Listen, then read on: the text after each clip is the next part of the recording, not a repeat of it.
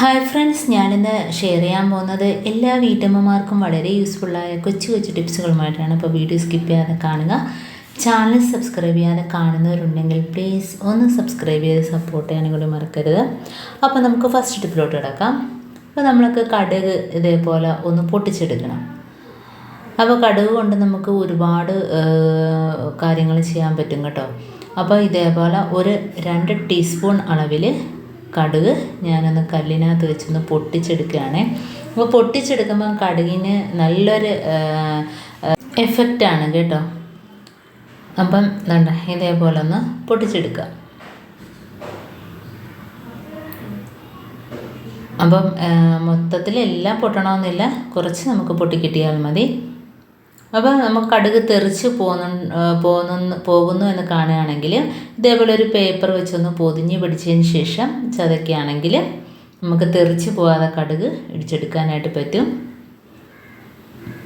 അപ്പോൾ ഇതേപോലെ എന്തിടിച്ചാലും നമുക്ക് ഇതേപോലെ ഒരു പേപ്പർ വെച്ച് ഇങ്ങനെ പൊതിഞ്ഞ് പിടിക്കുകയാണെങ്കിൽ ഒന്നും പുറത്ത് തെറിച്ച് പോവില്ല.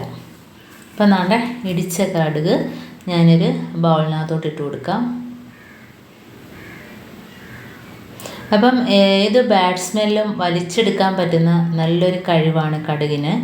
അപ്പം നമുക്ക് പൊടിച്ച ആ കടുകിനകത്തോട്ട് 1 ടീസ്പൂൺ അളവിൽ ബേക്കിംഗ് സോഡ ഇട്ട് കൊടുക്കാം.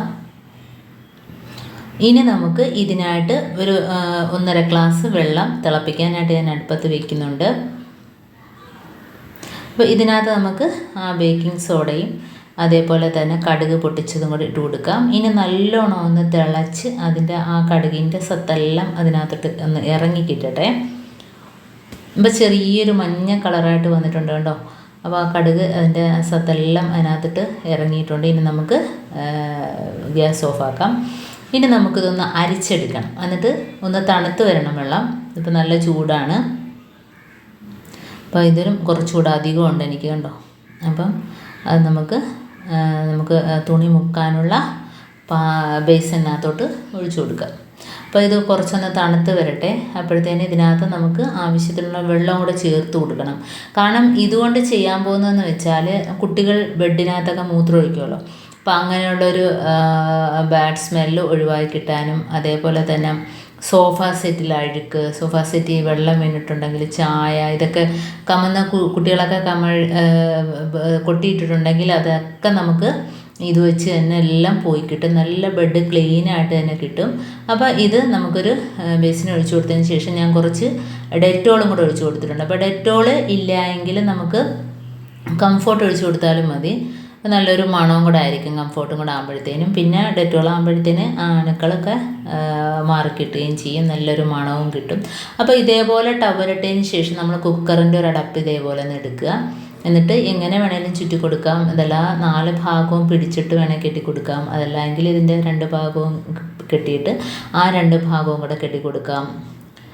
അപ്പം ഇങ്ങനെ ഇടുമ്പോഴത്തേനും നമുക്ക് എത്ര ബെഡിലൊക്കെ തേച്ച് കൊടുത്താൽ പോലും അത് അഴിഞ്ഞു പോവില്ല.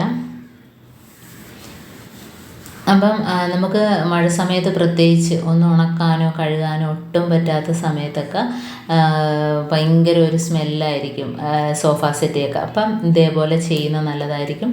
എൻ്റെ അഴുക്കെല്ലാം ഇത് വലിച്ചെടുക്കും. കാരണം കടുകിന് അത്ര നല്ലൊരു എഫക്റ്റാണുള്ളത്. അപ്പോൾ ഇതേപോലെ എല്ലായിടത്തും ഒന്ന് തേച്ച് കൊടുക്കുക. പ്രത്യേകിച്ച് കുക്കറാകുമ്പോഴത്തേനും നമ്മുടെ ഈ സോഫ സെറ്റിയുടെ വിടവ് ഭാഗത്തൊക്കെ നല്ല രീതിയിൽ ആ പോർഷനിലൊക്കെ നല്ല രീതിയിൽ അകത്തോട്ട് ഇറങ്ങിയിട്ട് നമുക്ക് തുടച്ചെടുക്കാനായിട്ട് പറ്റും. അപ്പോൾ സോഫ സെറ്റിൽ നമുക്ക് ഇച്ചിരി കണ്ടോ ചായക്കറ ഉണ്ട് അതിനകത്ത് സോഫ സെറ്റിൽ. അപ്പോൾ ഇതിന് മുമ്പ് ഞാനത് തുടച്ചെടുത്തതാണ്. അപ്പം ഇതേപോലെ ചെയ്തെടുക്കുകയാണെങ്കിൽ അതിനകത്തുള്ള അഴുക്കെല്ലാം നമുക്ക് ഇതേപോലെ വലിച്ചെടുക്കും. അപ്പോൾ ഇതേപോലെ തന്നെ നമുക്ക് കുട്ടികൾ കിടക്കുന്ന ബെഡിൽ മൂത്രമൊക്കെ ഒഴിച്ചിട്ടുണ്ടെങ്കിൽ തന്നെയും ഇതേപോലെ ആക്കിയെടുക്കുക. 1-2 വട്ടം തുടച്ചെടുക്കുക. അപ്പോൾ നമുക്ക് പ്രത്യേകിച്ച് വെയിലത്തും ഒന്നും കൊണ്ടിടാൻ പറ്റാത്ത ഒരു സമയത്ത് ഇതേപോലെയൊക്കെ ചെയ്തെടുക്കുക. ഇതേപോലെ കട്ടിയുള്ള മാറ്റ് എന്ത് വേണേലും നമുക്ക് ഇതേപോലെ തുടച്ചെടുക്കാം കേട്ടോ. അപ്പോൾ അതുകൊണ്ട് വീണ്ടും പിഴിഞ്ഞിട്ട് ഒന്നുകൂടെ ഞാൻ കാണിക്കുകയാണേ. അപ്പം ഈ രീതിയിൽ വേണേലും നമുക്ക് കെട്ടിയെടുക്കാം. ഇങ്ങനെ ചുറ്റിയെടുക്കാം കണ്ടോ. എന്നിട്ട് നമുക്ക് ബെഡോ സോഫയോ അതല്ല കാർപ്പറ്റോ മാറ്റോ കട്ടിയുള്ള കോട്ടൻ്റെ എല്ലാം ഇത് വെച്ച് ക്ലീൻ ചെയ്തെടുക്കാവുന്നതാണ്. അപ്പം ഇങ്ങനെ ചെയ്യാത്തവരൊക്കെ ഒന്ന് ചെയ്ത് നോക്കുക. അപ്പോൾ വളരെ ഈസി ആയിട്ട് നമുക്ക് ക്ലീൻ ചെയ്തെടുക്കാൻ പറ്റും. പ്രത്യേകിച്ച് ഇതിനകത്ത് ഒന്നുമില്ല, കടുകും അതേപോലെ തന്നെ ബേക്കിംഗ് സോഡയും ഡെറ്റോളുമാണ് ഒഴിച്ചിരിക്കുന്നത്. അപ്പോൾ ഇന്നത്തെ എൻ്റെ ഈ ടിപ്സുകൾ നിങ്ങൾക്ക് ഇഷ്ടമായിരിക്കും. ഇത് യൂസ്ഫുള്ളായിട്ട് തോന്നിയിട്ടുണ്ടെങ്കിൽ ലൈക്ക് ചെയ്യാനും കമൻറ്റ് ചെയ്യാനും സബ്സ്ക്രൈബ് ചെയ്യാനും മറക്കരുത്. ബെല്ലൈക്കൻ എനേബിൾ ചെയ്യാനും മറക്കരുത്. അപ്പോൾ ഞാനിടുന്ന വീഡിയോസ് നിങ്ങളുടെ മുമ്പിൽ നോട്ടിഫിക്കേഷനായി എത്തുകയുള്ളൂ. അപ്പോൾ ഇനി നല്ല നല്ല ടിപ്സുകളുമായിട്ട് വീണ്ടും കാണാം. അതുവരേക്കും താങ്ക്സ് ഫോർ വാച്ചിങ്.